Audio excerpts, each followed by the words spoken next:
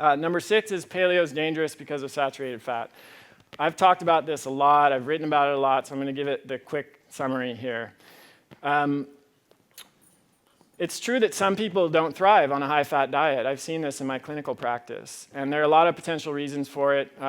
Some genetic mutations which alter fat metabolism, lipid metabolism, things like familial hypercholesterolemia, which can lead to an extreme response to a high-fat diet.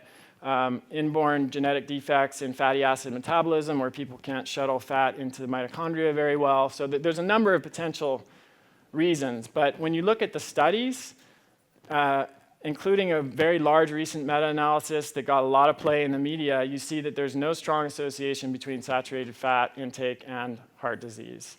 And in fact, studies show that when you replace saturated fat with carbohydrate, and what are people replacing it with? Processed and refined carbohydrate, you see worse outcomes rather than better. Number 7 is that paleo is dangerous because it doesn't restrict red meat. And this is based on 3 ideas, and I'm going to focus on one of them, which is because we've already touched on the others, and that's that red meat is inflammatory. So this in turn is based on the concept that arachidonic acid, which is a long-chain omega-3, omega-6 fat, which tends to be high in red meat, is inflammatory. So what's true about this is that arachidonic acid is pro-inflammatory. But what's missed in this discussion is it also helps to reduce and resolve inflammation. It's a precursor to compounds called lipoxins, which activate the anti-inflammatory potential of EPA and DHA, which are the long-chain omega-3 fats. So they work synergistically together. And this is probably why we see lower levels of inflammation in epidemiological studies with higher levels of plasma arachidonic acid and EPA and DHA all together.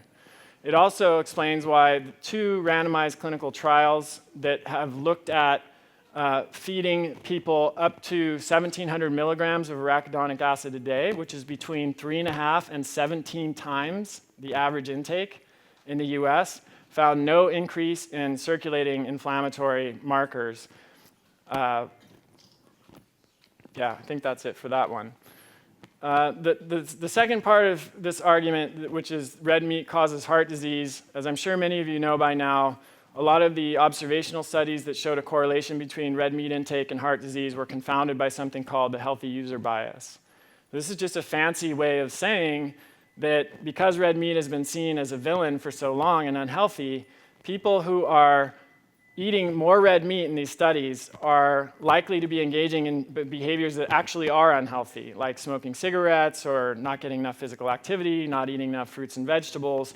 And how do we know that it's not those things that are contributing to the higher rates of heart disease rather than the red meat intake? Well, in an ideal world, we design a study that controls for all those confounding factors. And that's very difficult to do in nutritional research. But some of the bigger, more recent studies that have done that and that have separated out the effects of red meat and processed meat have found that there is no association between fresh red meat consumption and heart disease. So the last argument about red meat is that it causes colorectal cancer. And again, what's true about this is that early epidemiological observational studies suggested that there was a connection. But again, they're all confounded by the healthy user bias. And 2 very recent, within the last 5 years, reviews, one of them published in the prestigious journal Obesity Reviews, which is one of the highest impact scientific journals, came to this conclusion: the currently available epidemiological evidence is not sufficient to support an independent positive association between red meat consumption and colorectal cancer. And in the text, they say, this is just crazy. There's so many potential confounding factors. All of these studies many of them are poorly designed and don't well control for these confounding factors. So there's really no way that we can say that red meat contributes to colorectal cancer according to the current evidence.